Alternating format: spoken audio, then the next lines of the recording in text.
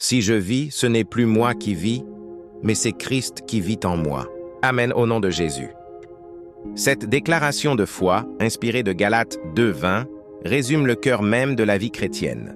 Elle exprime une transformation profonde, celle d'un être humain qui renonce à vivre selon sa propre volonté pour laisser Jésus-Christ diriger entièrement sa vie. Vivre, pour beaucoup de personnes, signifie poursuivre ses rêves personnels, défendre ses intérêts, chercher la reconnaissance ou le succès.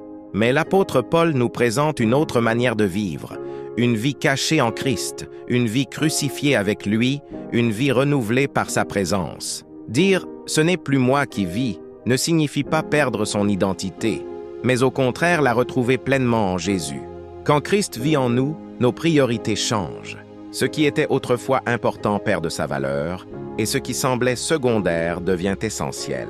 L'amour remplace la haine, le pardon prend la place de la vengeance, l'humilité triomphe de l'orgueil. La vie en Christ n'est pas une religion de règles extérieures, mais une relation vivante avec le Sauveur qui habite en nous par le Saint-Esprit.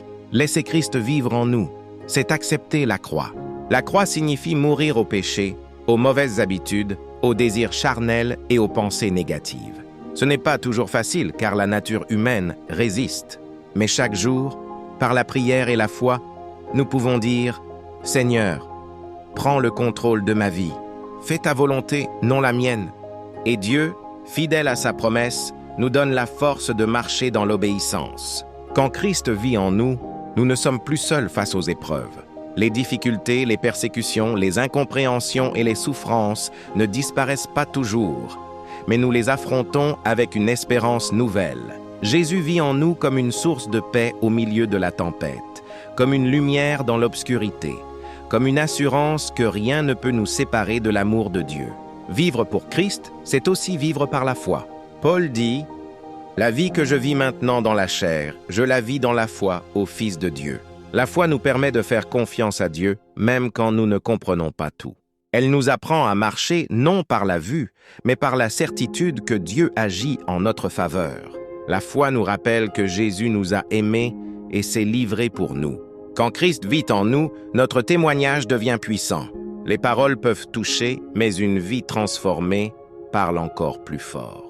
Les gens voient le changement. Une paix inhabituelle, une joie profonde, une patience nouvelle, un amour sincère. Sans même beaucoup parler, notre manière de vivre annonce l'Évangile. Nous devenons des lettres vivantes, connues et lues de tous. Cependant, vivre Christ en nous demande une communion constante avec lui. La prière, la lecture de la parole de Dieu, l'adoration et la communion fraternelle nourrissent cette vie intérieure. Sans cette relation quotidienne, la foi s'affaiblit et l'ancienne nature cherche à reprendre le dessus. Mais lorsque nous demeurons en Christ, il demeure en nous et porte du fruit à travers nous. Dire « ce n'est plus moi qui vis, mais Christ qui vit en moi », c'est aussi accepter d'être envoyé. Christ en nous nous pousse à aimer les autres, à servir, à aider les plus faibles, à annoncer la bonne nouvelle. La vie chrétienne n'est pas égoïste, elle est tournée vers Dieu et vers le prochain. Là où il y a la souffrance, Christ en nous apporte la compassion. Là où il y a la confusion, il apporte la vérité. En conclusion, vivre, ce n'est pas simplement respirer ou exister. Vivre réellement, c'est laisser Jésus-Christ habiter en nous et diriger chaque aspect de notre vie. C'est une vie de foi, d'amour, de renoncement et d'espérance. Que chaque jour, nous puissions déclarer avec assurance et humilité « Seigneur, ce n'est plus moi qui vis, mais toi qui vis en moi. » À toi la gloire, aujourd'hui et pour toujours. Amen.